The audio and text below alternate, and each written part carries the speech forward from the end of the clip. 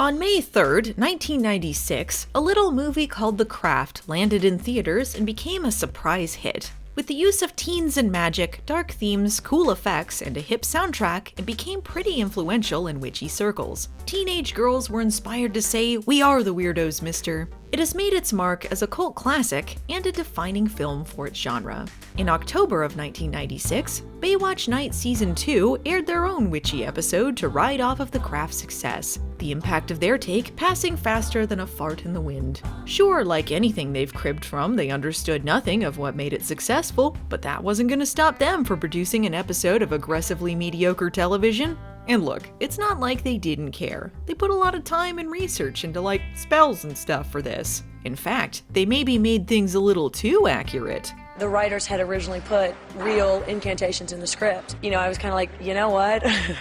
I'm not real crazy about that. Can we kind of change that a little bit? So they went back to change it.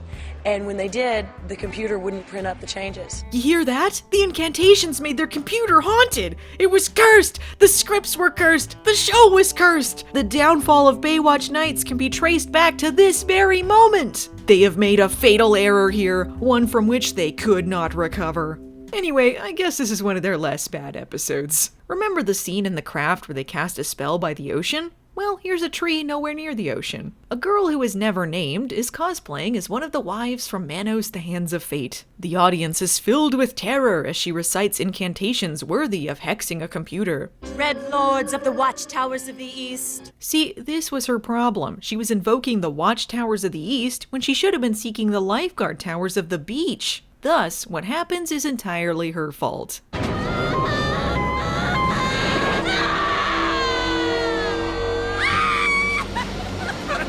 I refuse to look at beach fun. That's how serious I am. What do you know about witchcraft? Incantations. Things that go bump in the night. Everything's stupid. I met Linda Blair once. Yes, we're well aware of the film's witchery and bailout. We've got a filing cabinet full of your entire filmography. Wow, even Cowboys Run? Oh, especially Cowboys Run. Well, after that nothing interaction, Mitch simply must put on a stupid vest to investigate the scene with Ryan. I guess both of them got over that whole child torture incident from last week. Yeah, I was pretty mad about that, but after I told Teague I met the president and he hasn't, I think we're even. According to Teague, the woman from the beginning is another victim in a long string of serial killings. Apparently, he told Mitch nothing except to look around, which makes me wonder what Mitch thought the whole "what do you know about witchcraft" question was all about. Despite Mitch picking up a delicious peanut patty, Ryan isn't convinced they're gonna find anything.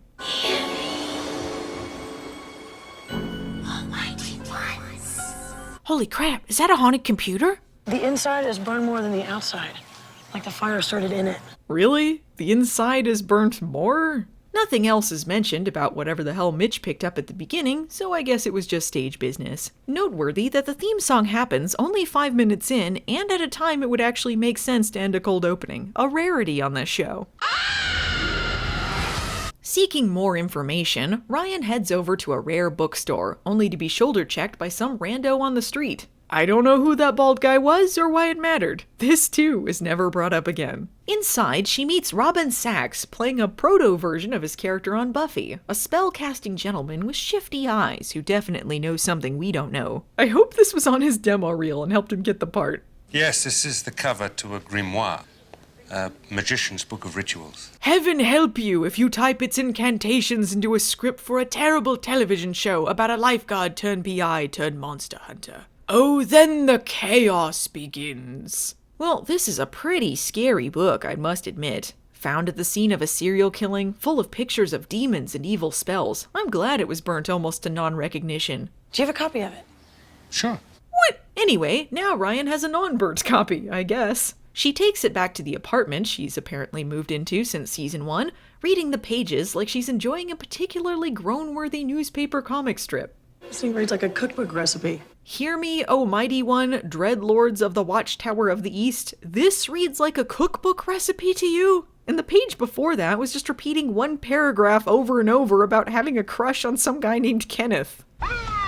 Son of a Mitch, they found the body. Actually, this is the second and final appearance of Marley, Mitch's old friend the homicide cop, who very normally pulls him over, doesn't get out of the car, and asks him a bunch of questions at an intersection. He suspects that maybe whoever hired Mitch has something to do with these serial killings, because some other unrelated serial killings he heard about involve people who were investigating it. And I guess that's a possibility, says Marley, someone who doesn't even know who Teague is or anything about the case. He asks Mitch to keep him apprised of the situation, should whoever hired him turn out to be dirty, and promptly leaves the episode. Thanks? Time to cast a spell in this book for absolutely no reason. I'm incredibly stupid this episode. Yes, it seems Mitch and Ryan have temporarily swapped intelligence, because I don't really understand what Ryan was hoping would happen here. Either she thinks it's a bunch of baloney and does nothing, or she casts a spell without even knowing what it does, only that it's connected to a woman's horrible death. Elo, Alafak. Getting all that from the Kenneth page, huh?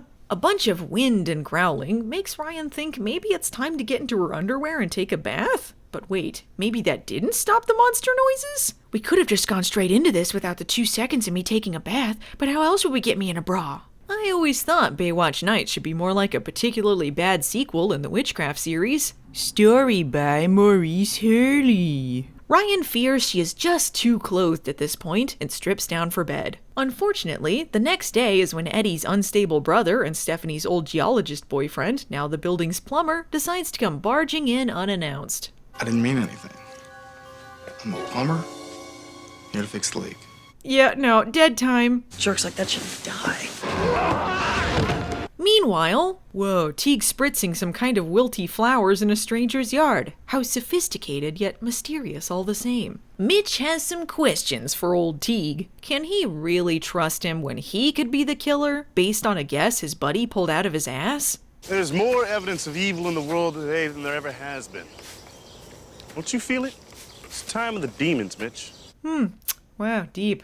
I mean, can't argue with that. It truly is the time of the demons. Teague warns Mitch about the book that's come into Ryan's possession, which Mitch dutifully tells Ryan nothing about when they get coffee later. Instead, he smirks patronizingly at her when she describes the mysterious happenings in her apartment. And because creeps are just crawling out of the woodwork this episode, a waiter, who apparently has been hitting on Ryan for months, starts making the moves again. Get fried, Jed.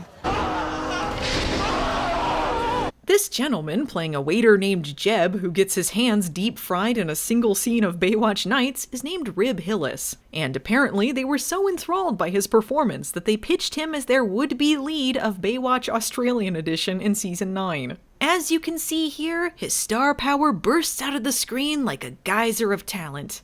Hey, Abe. What are you doing here? What? Who the hell is Abe now? Was this supposed to be Marley in this scene? And according to IMDb, his name is Merv, so which is it? Whoever this guy is, he says Ryan looks awful guilty for an innocent bystander. As she confides in Mitch, she believes she is responsible. Somehow, she made this happen just by saying it. Because I said the words, go fry yourself. Actually, you said the words get fried, Ryan. Totally different. Pretty spooky, huh, folks? And now you know the origin of this freeze frame. Ryan now finds herself in a spiral of self-condemnation, while simultaneously imbued with untold power by a surely demonic entity. As Teague said, it's the time of the demons. Luckily, she has Mitch there to lend her support in her desperate hour of need. Next Halloween, maybe we could rent you out. Jerks like that should die. A couple of times in this episode, Ryan talks to her neighbor, played by spokesmodel Cindy Margolis, fresh off her stint on The Price is Right. These scenes serve the important role of they need to fill 45 minutes of television. No, not sexual assault plumber. The world has lost a wonderful man today. Hey, Merv, whoever. Thanks for calling me in. I definitely needed to be here. Suddenly, replacement detective has changed his mind and doesn't think Ryan did this, even though statistically 2 incidents in one day would probably point more in her direction. I don't think she did this. I did this. Knowing that the book is the true cause of everything, they call in Robin Sachs for help. While he and Angie Harmon do some actual acting together, Hasselhoff sits in the background looking bored out of his mind. The sad thing about this episode is that when you look at the scenes that don't feature Hasselhoff in them, it's almost like a real show. The circle isn't closed. Any entity can pass through the portal, and you are the conduit. Circle closed, time of the demons. I think we got it.